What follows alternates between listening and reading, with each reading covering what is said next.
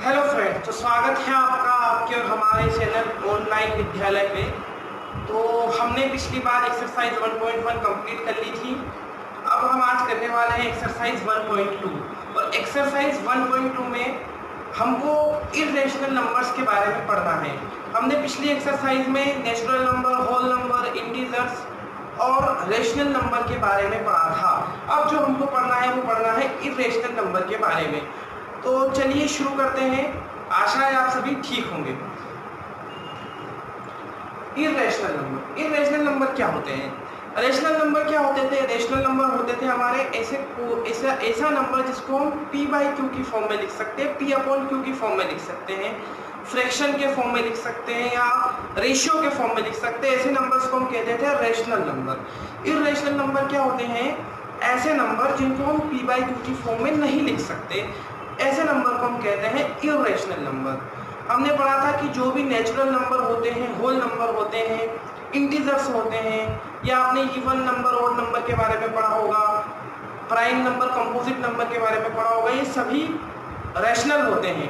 पर irrational number क्या होते हैं उनको हम आज देखेंगे, उनके एग्जाम्पल्स को आज देखेंगे। तो पहले इसकी डेफिनेशन लिख देते। तो बड़ी आसान डेफिनेशन है इसकी। रैशनल नंबर की जो डेफिनेशन थी उसके अपोजिट, जो नंबर p/q की फॉर्म में लिखा जा सके वो रेशनल, जो नहीं लिखा जा सके p/q की फॉर्म में उसको कहते हैं irrational.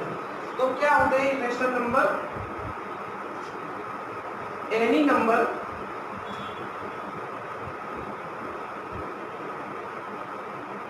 That can not be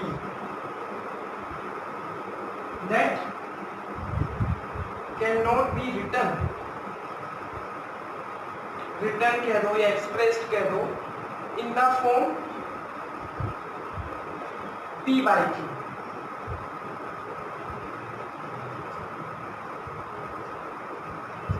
इस फॉर्म में हम उस नंबर को एक्सप्रेस नहीं कर सकते in the form p/q where p and q are integer and q is not equal to 0।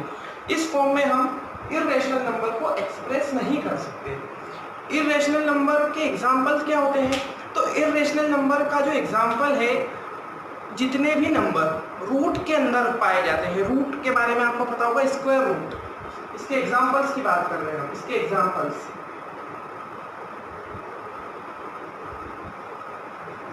तो जितने भी नंबर रूट के अंदर पाए जाते हैं, जैसे √2, रूट के अंदर, स्क्वायर रूट के अंदर 2, ये इर्रेशनल नंबर है। क्यों है इसके भी हम बात करेंगे। रूट के अंदर 3, रूट के अंदर 4 एक इर्रेशनल नंबर नहीं होता, रूट के अंदर 5, रूट के अंदर 6, ये नंबर रूट के अंदर जो नंबर होते हैं एक्सेप्ट परफेक्ट स्क्वायर, जो नंबर परफेक्ट स्क्वायर होते हैं उनको छोड़ के जितने भी नंबर रूट के अंदर पाए जाते हैं वो इर्रेशनल होते हैं। इसके साथ एक बहुत फेमस कांस्टेंट है, बहुत फेमस नंबर है पाई। ये जो पाई होती है ये भी एक इर्रेशनल नंबर ही होता है। ये इर्रेशनल क्यों होता है? क्योंकि इसको भी हम p/q की फॉर्म में नहीं लिख सकते। आप में से बहुत से लोगों ने पाई की वैल्यू पढ़ी होगा 22/7, तो पाई की एग्जैक्ट वैल्यू नहीं होती है। पाई की एग्जैक्ट वैल्यू नोन नहीं है, डिटरमाइंड नहीं है। पाई की एग्जैक्ट वैल्यू हमको पता नहीं है। पाई की जो आप वैल्यू पढ़ते हो 22/7, वो एक पाई की अप्रोक्सीमेट वैल्यू है। ये अप्रोक्सीमेट का सिंबल होता है, यानी ये पाई एग्जैक्टली 22/7 नहीं होता। 22/7 हालांकि अपने आप में एक रेशनल नंबर है, पर पाई एक इर्रेशनल नंबर है। क्यों? क्योंकि पाई को हम p/q की फॉर्म में नहीं लिख सकते। उसके बाद ऐसा डेसिमल, मैंने कहा था जितने भी डेसिमल नंबर होते हैं वो रेशनल होते हैं, पर जो स्पेशल टाइप के डेसिमल होते हैं वो इर्रेशनल होते हैं। उन डेसिमल को हम कहते हैं non terminating, non repeating decimal number. जैसे 1.1, 2, 3, 4, 5, 6, 7, ऐसे 8, 9, 10, 8, 9, फिर जैसे मान लो इसको और आगे सोल्व करो तो 8, 9, 5, 4, 6, 0, 1। ये इसको जब आप इसके डेसिमल को सोल्व करोगे तो कभी खत्म नहीं हो रहा है। ऐसा डेसिमल भी इर्रेशनल कहलाता है। ऐसे डेसिमल को हम कहते हैं नॉन टर्मिनेटिंग, नॉन रिपीटिंग। मैं लिख दे रहा हूं, नॉन टर्मिनेटिंग नॉन रिपीटिंग।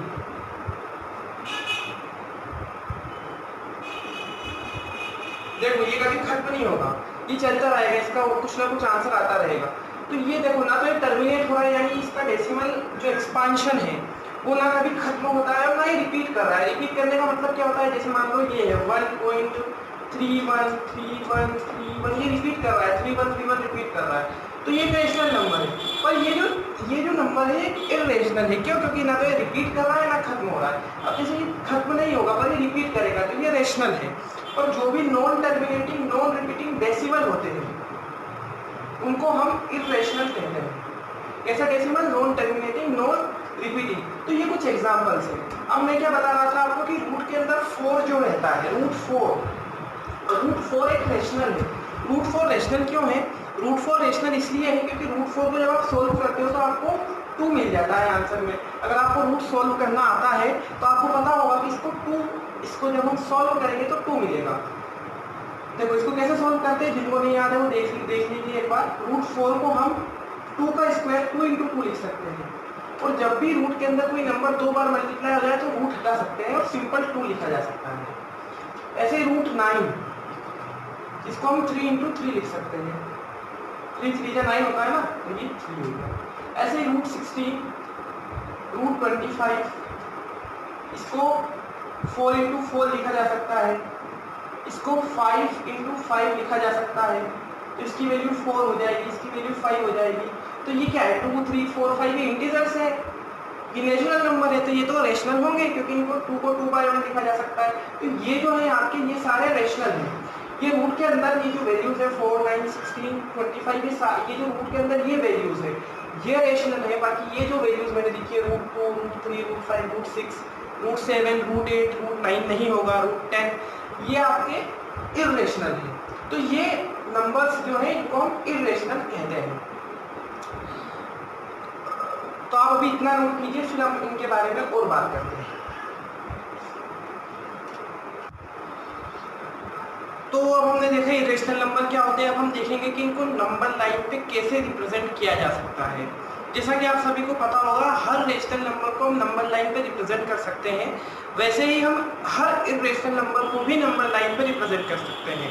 तो इनको नंबर लाइन पे कैसे रिप्रेजेंट करते हैं उससे पहले एक बार छोटी सी बात और देख लीजिए कि जितने भी रेशनल नंबर होते हैं और जितने भी इरेशनल नंबर होते हैं, रेशनल और irrational number, rational plus irrational दोनों को मिलाकर जो नंबर्स आते हैं उनको हम कहते हैं real numbers. Rational number plus irrational number, इसको हम कहते हैं रियल नंबर। ये भी आप लिख लीजिएगा, rational plus irrational is real number. तो जो नंबर लाइन आपकी होती है ये आपकी नंबर लाइन होती है। अब हम एक बुक के एग्जाम्पल से सीखेंगे कि कैसे किसी रूट के अंदर जो नंबर है, जो इरेशनल नंबर है, उसको रिप्रेजेंट कैसे करते हैं। तो आपकी बुक का एग्जाम्पल 3 है, उसको हम सॉल्व करने जा रहे हैं। Locate root 2 on number line. Locate root 2 on number line. तो अब हमको रूट 2 को नंबर लाइन पर लोकेट करना है, तो इसको कैसे करते हैं वो आप देखिएगा। देखिए सबसे पहले एक नंबर लाइन आपको बनानी है, ये नंबर लाइन पर उसको लोकेट करना है। ये होती है नंबर लाइन। यहाँ पर हम लिख देंगे 0, यहाँ पर लिख देंगे 0। अब आपको स्केल की हेल्प से इक्वल डिस्टेंस लेनी है। जैसे यहाँ पर 1 स्केल से आप मार्क कर सकते हैं पॉइंट्स 2 3 4, इतने में अपना काम हो जाएगा। देखो रूट 2 की अप्रोक्सीमेट वैल्यू क्या होती है? रूट 2 की हम कभी एग्जैक्ट वैल्यू नहीं बता पाते। रूट 2 की अप्रोक्सीमेट वैल्यू क्या होती है? 1.4 होती है अप्रोक्सीमेट वैल्यू। अप्रोक्सीमेट के लिए हम ये सिंबल यूज करते हैं, 1.4 होती है। ऐसा मैं क्यों बता पा रहा हूँ? क्योंकि देखो रूट 1 की जो वैल्यू होती है वो होती है 1, रूट 3 की जो वैल्यू होती है वो होती है 1.7 अप्रोक्सीमेट वैल्यू, और रूट 4 होता है 2। तो रूट 1 होता है 1, रूट 4 होता है 2, तो रूट 2 1 और 2 के बीच में ही होगा, तो ये 1.4 होता है, 1.7 होता है। तो रूट 2 1.4 इसकी अप्रोक्सीमेट वैल्यू होती है, मतलब कि लगभग यहाँ कहीं पे आने वाला है ये इस पॉइंट पे आएगा ये रूट 2 अप्रोक्सीमेटली। अब इसकी एग्जैक्ट आपको नंबर लाइन पे इसको लोकेट करना है, तो इसके लिए कुछ एक प्रोसीजर होता है उसको लोकेट करने का, तो हम उसी प्रोसीजर को देखते हैं। तो कैसे इसको लोकेट करेंगे हम वो देखिए। तो सबसे पहले क्या करना है आपको, सबसे पहले ये 1 सेंटीमीटर की आपने डिस्टेंस लेनी है, 1 सेंटीमीटर है, इसको कह दो आप OA, ये 1 सेंटीमीटर है, ठीक है। अब A से आपको एक 90 डिग्री का एंगल बनाना है, A से 90 डिग्री का एंगल बनाना है। 90 डिग्री का एंगल आप कंपास से भी बना सकते हैं, प्रोटेक्टर से भी बना सकते हैं। देखो कंपास से तो कैसे बनाओगे आप, इसको कंपास का जो मिड पॉइंट है उसको यहाँ पर रख दोगे और 90 पे मार्क करके एक स्ट्रेट लाइन बना लोगे। 90 डिग्री का एंगल किसा लेता है, स्ट्रेट लाइन, तो ये तो कंपास से बना लिया। आप वो प्रोटेक्टर से भी बना सकते हो। प्रोटेक्टर से कैसे बनाते हैं, देखो ये मेरे पास प्रोटेक्टर है, इसमें क्या करना रहेगा आपको कि यहाँ पर ये रखकर, इसकी निब रखकर आपने यहाँ पर पेंसिल लगाई और इसको ऐसा एक सेमी सर्कल बना दिया। सेमी सर्कल बनाने के बाद उस सेमी सर्कल के यहाँ पर आप एक उसी डिस्टेंस से, उसी रेडियस से एक पॉइंट इंटरसेक्ट करोगे, फिर एक और पॉइंट इंटरसेक्ट करोगे और दोनों पॉइंट से फिर 2 पॉइंट आप इंटरसेक्ट करोगे, तो आपको एक 90 डिग्री की लाइन से जाएगी। ये आप देख सकते हो, बहुत सिंपल है, आपको पता भी होगा ये। तो 90 डिग्री का एंगल आप कैसे बना सकते हो, तो मैं अभी एक एग्जैक्ट तो नहीं रहेगा मेरा, ये 90 डिग्री का एंगल मैंने बना दिया, ठीक है। 90 डिग्री का एंगल मेरा बन गया। देखो एग्जैक्ट नहीं बनेगा, जब आप प्रोटेक्टर कंपास की हेल्प से बनाओगे तो बन जाएगा। तो ये जो एंगल है यहाँ पर 90 डिग्री का एंगल है। अब क्या करना है कि इसमें आपको 1 सेंटीमीटर ले लो डिस्टेंस, यहाँ से नाप लो कि आपके दोनों 1 सेंटीमीटर दूर है, तो यहाँ पर रख के 1 सेंटीमीटर का आर्क कट कर लो। अपन को स्क्वायर बनाना है, यहाँ पर 1 सेंटीमीटर का आर्क कट कर लो, तो ये लगभग यहाँ पर आएगा। तो ये डिस्टेंस कितनी है, इसको पॉइंट बनाना है C। तो ये जो AC है ये भी 1 सेंटीमीटर है। अब क्या करना है, अब आपको सिंपली इसको इससे ज्वाइन करना है, ऐसे दोनों को ज्वाइन करना है, O और C को ज्वाइन करना है। तो आप देख पा रहे हैं आपको एक राइट ट्राइंगल मिला है, एक राइट एंगल ट्राइंगल मिला है। तो राइट एंगल ट्राइंगल मिला है जिसका ये क्या है, ट्राइंगल का बेस, ये ट्राइंगल का बेस है, जो O है वो ट्राइंगल का बेस है, AC ट्राइंगल का हाइट है, ये ट्राइंगल का परपेंडिकुलर हाइट जिसको हम कहते हैं ट्राइंगल की, वो AC है और OC आपका हाइपोटेन्यूस है। तो आपको OC की लेंथ फाइंड करनी, तो OC की लेंथ फाइंड करने के लिए आप पाइथागोरस थ्योरम लगाओगे, ठीक है। ये क्यों कर रहे हैं हम, OC की लेंथ क्यों फाइंड कर रहे हैं, OC की लेंथ फाइंड करने से ही हमको रूट 2 की पोजीशन मिल जाएगी नंबर लाइन पे कहाँ पर है। तो अब हम लिखेंगे अप्लाइंग, बस अब की क्वेश्चन यहाँ पर एंड हो जाएगा। Applying Pythagoras theorem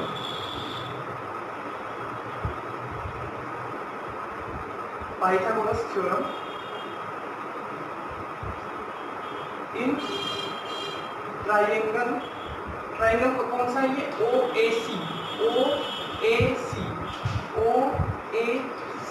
OAC triangle में हमने पाइथागोरस थ्योरम लेना है। पाइथागोरस थ्योरम क्या कहती है कि इस साइड का स्क्वायर इन दोनों साइड के स्क्वायर के इक्वल होता है, मतलब हाइपोटेनस का स्क्वायर होता है परपेंडिकुलर का स्क्वायर प्लस बेस का स्क्वायर।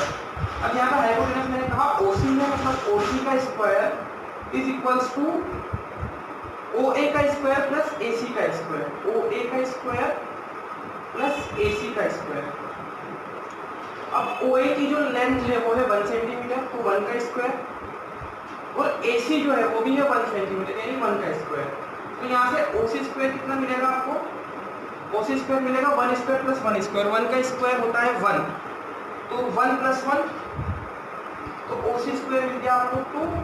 तो OC जब यहाँ पे दोनों तरफ हम स्क्वायर रूट लेंगे तो ये स्क्वायर यहाँ से हटेगा, तो यहाँ पर रूट आ जाएगा, तो ये OC की जो लेंथ मिल गई आपको मिल गई रूट 2। बस अब आपका ये जो लेंथ है यहाँ की कितनी है, रूट 2 सेंटीमीटर। अब क्या करना है, अब कुछ नहीं करना है, बस आपको एक मिनट, बस आपको अब यहाँ पर आपका प्रोटेक्टर रखना है और प्रोटेक्टर से ये लेंथ मेजर करनी है, और O पे रख रखते हुए आर्क लगाना है। देखो मैं बताता हूँ आपको, इतनी लेंथ आपको मेजर करनी प्रोटेक्टर से, इतनी लेंथ ये इतनी है, और इस लेंथ को मेजर करते हुए OC के इक्वल रेडियस रखते हुए O से आर्क लगाना है। तो ये आर्क यहाँ पर ऐसा लग जाएगा और आर्क लगाना है। तो ये जो पॉइंट है ये आपका √2 है, एग्जैक्ट √2 ये पॉइंट मिलेगा आपको। ऐसे आप √2 को नंबर लाइन पर लोकेट कर सकते हैं। एक बार फिर फटाफट से मैं बता देता हूँ आपको। सबसे पहले आपको क्या करना है, OA डिस्टेंस 1 सेंटीमीटर है। अब यहाँ से 90 डिग्री का एंगल बनाना है, कंपास से प्रोटेक्टर से जैसे भी आप बनाना चाहे बना सकते हैं। 90 डिग्री का एंगल बनाने के बाद आपको 1 सेंटीमीटर का आर्क कट करना है। 1 सेंटीमीटर का आर्क कट करने के बाद आपको इन दोनों साइड्स को ज्वाइन करना है और आपको एक राइट एंगल में ट्राइंगल दिखेगा, उसमें पाइथागोरस थ्योरम लगानी है और आपको ये जो लेंथ मिलेगी OC ये आपको मिलेगी √2, तो C पर रखते हुए आर्क लगाना है। तो ये जो डिस्टेंस है O से लेके, तो ये पॉइंट को भी कुछ नाम दे सकते हो आप, D कह दो इस पॉइंट को। तो ये जो D पॉइंट है, ये जो OD है, ये आपकी √2 के इक्वल है, √2 के इक्वल है। ऐसे आप √2 को नंबर लाइन पे लोकेट कर सकते हैं। ये इसका प्रोसीजर है, तो नोट कर लीजिए आप इसको।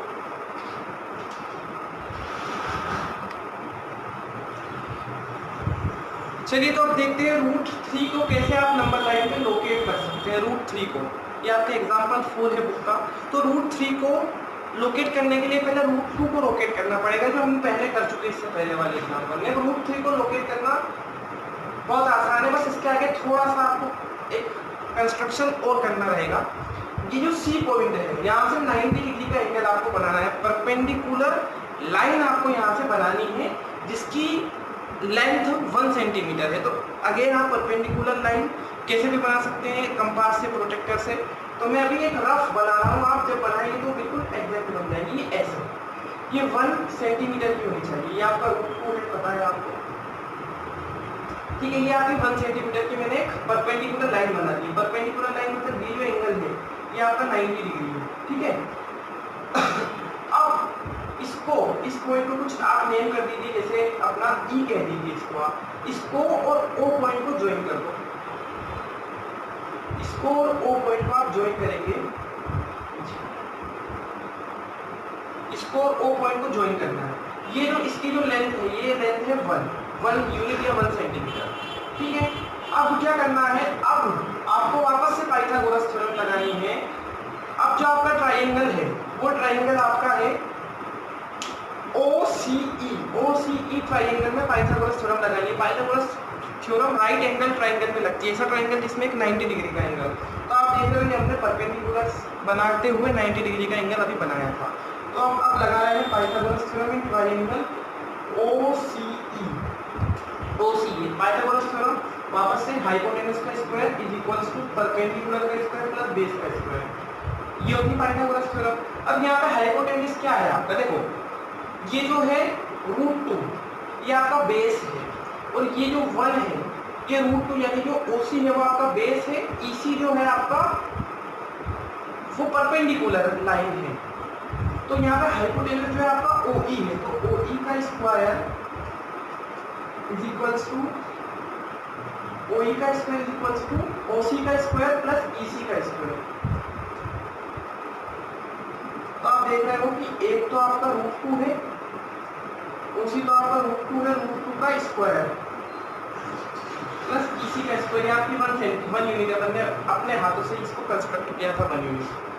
तो आप देख पा रहे हो कि OE के स्क्वायर की वैल्यू कितनी हो जाएगी, देखो जब स्क्वायर किसी भी रूट का स्क्वायर होता है तो ये रूट से स्क्वायर से रूट कैंसिल हो जाता है, तो आपका 2 बचेगा, और 1 का स्क्वायर तो 1 ही होता है। तो यहाँ पर OE की स्क्वायर की वैल्यू आ जाएगी 3, मतलब OE की वैल्यू कितनी आ जाएगी, √3। तो अभी OE की वैल्यू कितनी आ गई आपकी, √3। ये वैल्यू आ गई √3। अब √3 तो आप कैसे प्लॉट करोगे, वापस से वही आपको लेना पड़ेगा। तो आपको लेना है कंपास, और इतनी रेडियस आपको नोट करनी है, इतनी रेडियस आपको लेनी है, और O पे रखते हुए इसकी नींव, इसका O को सेंटर मानते हुए आपको एक आर्क कट कर देना है। तो आर्क यहाँ पर आए, ये जो है आपके लिए, ठीक है। तो ये आपका √3 पॉइंट रहने वाला है नंबर लाइन पे। तो ऐसे बनाना है, देखो बहुत सिंपल है, कुछ नहीं किया हमने, पहले आपको √2 बनाना पड़ेगा √3 बनाने के लिए। ये लाइन काट रहा हूँ। अब देखो सबसे पहले √2 का आपने बना लिया, √2 के बाद बस 90 डिग्री का एंगल बनाना है, पाइथागोरस थ्योरम लगानी है।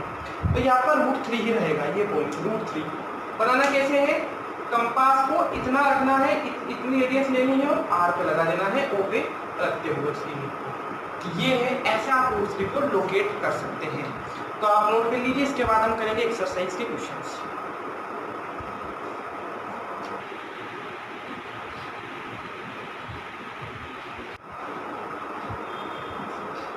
चलिए तो अब हम करेंगे एक्सरसाइज 1.2 और एक्सरसाइज 1.2 का जो पहला क्वेश्चन है वो है ट्रू फॉल्स आपको बताने हैं। पहला इसमें पार्ट है every irrational number is real number. Every irrational number, हर इरेशनल नंबर रियल नंबर होता है, ट्रू है। क्यों? क्योंकि आप देखो रेशनल प्लस इरेशनल रियल ही तो बना दे, तो हर रियल नंबर रेशनल ही, सॉरी हर इरेशनल नंबर रियल ही तो होता है, ठीक है। अगला है every point on the number line is of the form √m where m is a natural number. ये फॉल्स है, क्यों? वो क्या बोल रहा है, every point on the number line is of the form √m where m is a natural number. Number line पे हर पॉइंट √m की फॉर्म में होता है where m is a natural number. अब मैं कहूँ कि नंबर लाइन पे 0 भी तो होता है 0 नंबर लाइन पे, पर m आपको पता है कि जो m को आपको नेचुरल नंबर रखना है, पर 0 तो होल नंबर होता है, और साथ में नेगेटिव नंबर भी होते हैं नंबर लाइन पे, पर नेगेटिव नंबर का तो रूट डिफाइन ही नहीं होता, इसलिए फॉल्स है। Every real number is irrational, ये भी फॉल्स है। क्यों? क्योंकि रियल नंबर, हर रियल नंबर इरेशनल नहीं होता। रियल नंबर क्या होता है, रेशनल प्लस इरेशनल, ये ऊपर लिखा है, ये देखिए रेशनल प्लस इरेशनल, इसलिए ये फॉल्स है क्योंकि इसमें रेशनल भी आते हैं।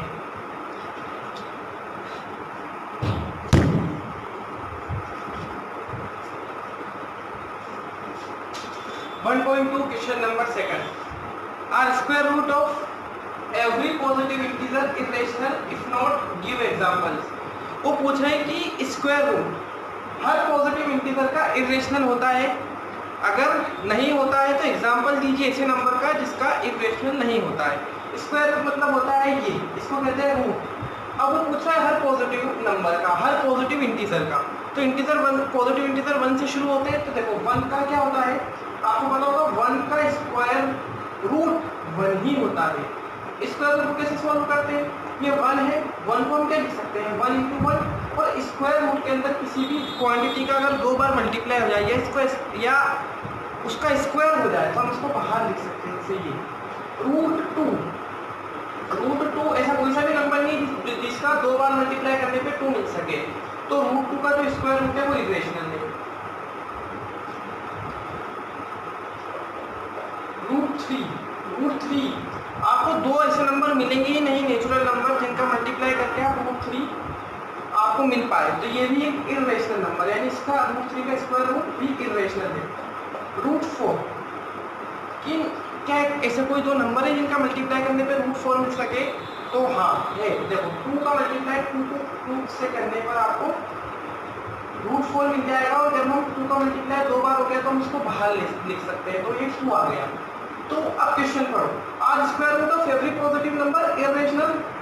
एवरी यानी हर पॉजिटिव इंटीजर का स्क्वायर रूट इरेशनल होता है, तो नहीं होता है, क्योंकि हमने देखा 1 का √4 का क्या होता है, रेशनल होता है। 1 रेशनल नंबर है कि नहीं है, 2 भी रेशनल नंबर है, तो √4 √1 इनका जो स्क्वायर रूट है वो रेशनल ही होता है। √4 को जब हम सॉल्व करते हैं तो 2 मिल जाता है, तो इसका आंसर है नो। और आप एग्जाम्पल में √1 लिख सकते हैं कि √1 की वैल्यू 1 होती है। एग्जाम्पल में आप √4 लिख सकते हैं, √4 की वैल्यू 2 होती है। इसे √9 को 3 लिख सकते हैं 3, तो इसका आंसर है नो। और ये आपके एग्जाम्पल्स, तो इसका आप नोट कर लीजिए। इस क्वेश्चन में एक्सरसाइज 1.2 के क्वेश्चन नंबर 3 में हमको लोकेट √5 और नंबर लाइन, √5 को नंबर लाइन पे लोकेट करना है। इससे पहले आपको पता होगा हमने एग्जाम्पल में √2 और √3 को हम लोकेट कर चुके हैं नंबर लाइन पर। अब √5 को कैसे करेंगे, रूट 5 को लोकेट करने के दो तरीके हैं। हम एक ही तरीका करेंगे, एक और तरीका मैं आपको बता देता हूँ। वो तरीका थोड़ा सा बड़ा पड़ जाता है, थोड़ी सी लॉन्ग मेथड है। हम शॉर्ट मेथड से, शॉर्ट ट्रिक से उसको हम करेंगे। देखो एक तरीका तो ये है, जैसे हमने रूट 2 से रूट 3 को लोकेशन लोकेट किया था। हमने यहाँ पर कहा था ये 0 है, ये 1 है, तो ये डिस्टेंस 1 सेंटीमीटर है आपकी। फिर यहाँ से हमने ऊपर भी 1 सेंटीमीटर डिस्टेंस ली थी और इसको इससे ज्वाइन कर दिया था। तो हमने देखा था कि ये भी 1 सेंटीमीटर है, ये भी 1 सेंटीमीटर है। और हमने पाइथागोरस थ्योरम से क्या पता किया था कि ये अगर 1 सेंटीमीटर, ये 1 सेंटीमीटर है और ये अगर 90 डिग्री है, तो ये जो आएगा ये √2 सेंटीमीटर आएगा। कितना आएगा ये? √2 सेंटीमीटर। और हमने फिर कंपास में इतनी डिस्टेंस लेकर और ऐसे हमने जो है आर्क लगा दिया था। इस प्रकार से हमने कंपास से पॉइंट यहाँ पे लोकेट कर दिया था और हमने देखा था कि ये जो पॉइंट है, ये पॉइंट ही √2 सेंटीमीटर है। फिर हमने √3 के लिए क्या किया था? √3 के लिए हमने यहाँ से परपेंडिकुलर ड्रॉ की थी, परपेंडिकुलर ड्रॉ की थी 1 सेंटीमीटर की। यहाँ से 90 डिग्री का एंगल बनाया था और इसको इससे ज्वाइन कर दिया था ऐसे।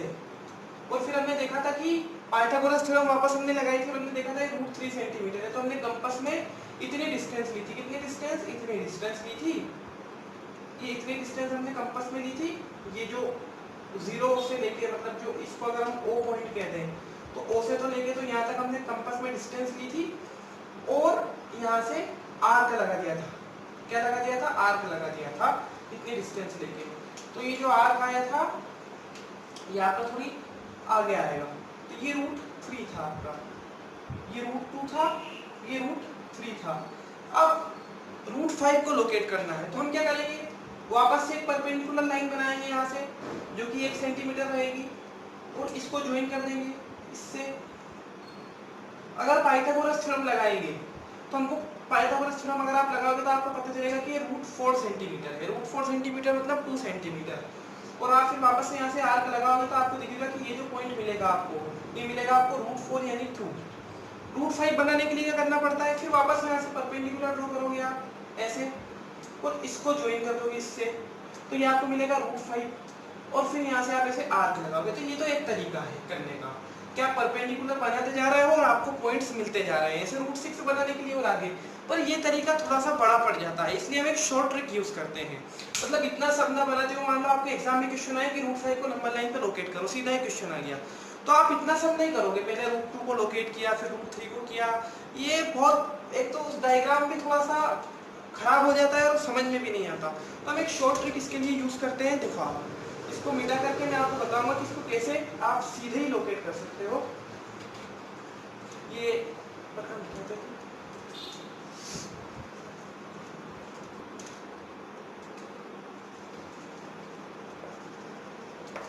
अब देखो कैसे क्या करना है आपको। √5, देखो इसको थोड़ा सा एनालाइज करो। √5 को, √5 क्या होता है? √5 होता है 1 + 4। √5 को क्या लिख सकते हो? √1 + 4, 1 + 4 करोगे वापस 5 मिल जाएगा। और आप देख रहे हो कि ये 1 को क्या लिख सकते हैं? 1 को 1 का स्क्वायर लिख सकते हैं। 1 को तो 1 का क्यूब लिख दो, 1 को तो कुछ भी लिखा जा सकता है। 1 का स्क्वायर वापस 1 मिल जाएगा। 1 × 1 1 ही होता है। और 4 को 2 का स्क्वायर लिखा जा सकता है। तो यहाँ से अगर आप थोड़ा सा दिमाग लगाओगे अपना, तो आपको पता चलेगा कि ये पाइथागोरस थ्योरम का फॉर्म है। मतलब जैसे आप पाइथागोरस आपकी ये रहती है, हाइपोटेनस का स्क्वायर इक्वल्स टू परपेंडिकुलर का स्क्वायर प्लस बेस का स्क्वायर। जब आप हाइपोटेनस का स्क्वायर निकालते हो तो ये क्या आता है? रूट परपेंडिकुलर का स्क्वायर प्लस बेस का स्क्वायर। तो ये आपको पाइथागोरस दिख रही है, पाइथागोरस थ्योरम आप ऐसे लगा सकते हो। तो √5 का सीधा कैसे लोकेट करोगे? कुछ अब आपको क्या करना है कि अब ये जो लाइन लेनी है ना, ये आपका 0 हो गया, ये आपका लेट से 1, ये आपका 2, ये आपका 3, ऐसे हमने पॉइंट्स मान लिए। ये 4 ऐसे ये लाइन है। अब देखो अब क्या करना है आपको। अब तक जो हम बेस ले रहे थे √2 √3 जब हमने लोकेट किया था, तो जब हम बेस ले रहे थे, बेस मतलब ट्राइंगल का जो बेस होता है, जो निचला हिस्सा होता है, वो हम 1 सेंटीमीटर का ले रहे थे, हम 2 सेंटीमीटर का लेंगे। अभी पता चलेगा क्यों ले रहे हैं। 2 सेंटीमीटर का लेंगे और यहाँ से हम एक 90 डिग्री का एंगल बनाएंगे कंपास से या प्रोटेक्टर से। कंपास से आप 90 डिग्री का एंगल में अभी रफ डायग्राम बना रहा हूँ, आप कंपास से बनाओगे तो आपको ये 90 डिग्री का एंगल ऐसा बनेगा, स्ट्रेट लाइन बनती है 90 डिग्री के एंगल में, ठीक है, स्ट्रेट लाइन बनेगी। ठीक है, फिर क्या करना है कि आपके जब आप इसको प्रोटेक्टर से बनाओगे, प्रोटेक्टर से 90 डिग्री का एंगल आप बना लोगे, कंपास में एक सेंटीमीटर रेडियस लेनी होगी, यहाँ पे आर्क लगा देना है। तो ये डिस्टेंस जो है, ये पॉइंट को मैं कह देता हूँ O, इस पॉइंट को कह देता हूँ A, इसको कह देता हूँ B, इसको कह देता हूँ C। तो जो BC है 1 सेंटीमीटर, ठीक है। ये जो OB है, OB ये 2 सेंटीमीटर है। जब आप इसको और इसको ऐसे ज्वाइन कर दोगे ना, ये तो ये आपका आएगा √5 सेंटीमीटर। कैसे? पाइथागोरस थ्योरम लगा के देख सकते हो आप। पाइथागोरस थ्योरम क्या कहती है? हमने 90 डिग्री का एंगल बनाया, किस ट्राइंगल में पाइथागोरस थ्योरम लगेगी? OBC, OBC triangle, triangle OBC में हम क्या लगा रहे हैं? Pythagoras theorem. इसको मैं PT लिख रहा हूँ, आप लिख देना Pythagoras theorem. Applying Pythagoras theorem in triangle OBC। और इसमें पाइथागोरस थ्योरम क्या कहती है? हाइपोटेनस का square is equals to perpendicular का स्क्वायर प्लस बेस का स्क्वायर। तो यहाँ पे हाइपोटेनस आपका ये है OC का स्क्वायर, ठीक है, मतलब OC का square is equals to, hypotenuse क्या होती है? ट्राइंगल की सबसे बड़ी साइड, इसका स्क्वायर, मतलब ये क्या है? BC का स्क्वायर, और बेस होता है ये OB का स्क्वायर। तो आपको OC का स्क्वायर ही फाइंड करना है, अभी अपन को पता नहीं है √5 सेंटीमीटर है, ये आपको फाइंड करना है, तो मैंने बता दिया आपको, तो आप फाइंड कर सकते हो। OC का square is equals to BC कितनी है? देखो BC हमने 1 सेंटीमीटर पे आर्क काटा था, तो ये तो 1 है, मतलब 1 का स्क्वायर, और OB आपकी 2 है, तो ये हो गया 2 का स्क्वायर। तो OC का स्क्वायर कितना आ जाएगा? 1 प्लस 1 का स्क्वायर 1 होता है, 2 का स्क्वायर आ जाएगा 4, मतलब OC स्क्वायर आ गया 5, मतलब OC कितना आ गया? √5। तो ये आपकी कितनी है? √5। अब क्या करना है? अब कंपास में इतनी डिस्टेंस ले लो, इतनी डिस्टेंस ले लो कंपास में, O से लेके तो C तक डिस्टेंस ले ली कंपास में, ये डिस्टेंस ले लो कंपास में इतनी पूरी, और यहाँ से लेके आप आर्क लगा दो, O पॉइंट पे रख के आप आर्क लगा दो, तो आपको क्या मिल जाएगा? √5 मिल जाएगा। तो जब आप इतनी डिस्टेंस लेके आर्क लगाओगे तो आपको √5 मिल जाएगा। तो ये ऐसा कहीं पे आपको ऐसा कुछ मिलेगा, ये आपकी जो डिस्टेंस है, ये जो पॉइंट रहेगा आपका √5 रहेगा, यानी यहाँ से लेके तो यहाँ तक की डिस्टेंस, इतनी डिस्टेंस O से लेके इस पॉइंट को मैं क्या नाम दे देता हूँ? कुछ भी x दे दो, तो ये OX है, ये कितना है आपका? √5 सेंटीमीटर। तो ऐसे आप √5 सेंटीमीटर को लोकेट कर सकते हो सीधे तरीके से। क्या क्या करना है? बेस 2 सेंटीमीटर का लेना है। अभी हमने ये ट्रिक लगाई है, हमने बेस 2 सेंटीमीटर का, ट्राइंगल की हाइट 1 सेंटीमीटर, तो आपको दिख रहा है ये √5 हो जाएगा, और बस इतनी डिस्टेंस लेके कंपास में आर्क लगा दो तो आपको √5 मिल जाएगा। ऐसे आप कर सकते हो। और एक और तरीका क्या है कि पहले √2 बनाया, √3 बनाया, √4 बनाया, फिर √5 बनाया, तो थोड़ा सा लॉन्ग पड़ जाता है, इसलिए हम ये यूज करते हैं, क्योंकि एग्जाम में मान लो क्वेश्चन आया आपको, तो आपके पास इतना टाइम नहीं रहा, कुछ भी बात है तो हम सीधा ही करेंगे इसको, तो आप इसको नोट कर लीजिए।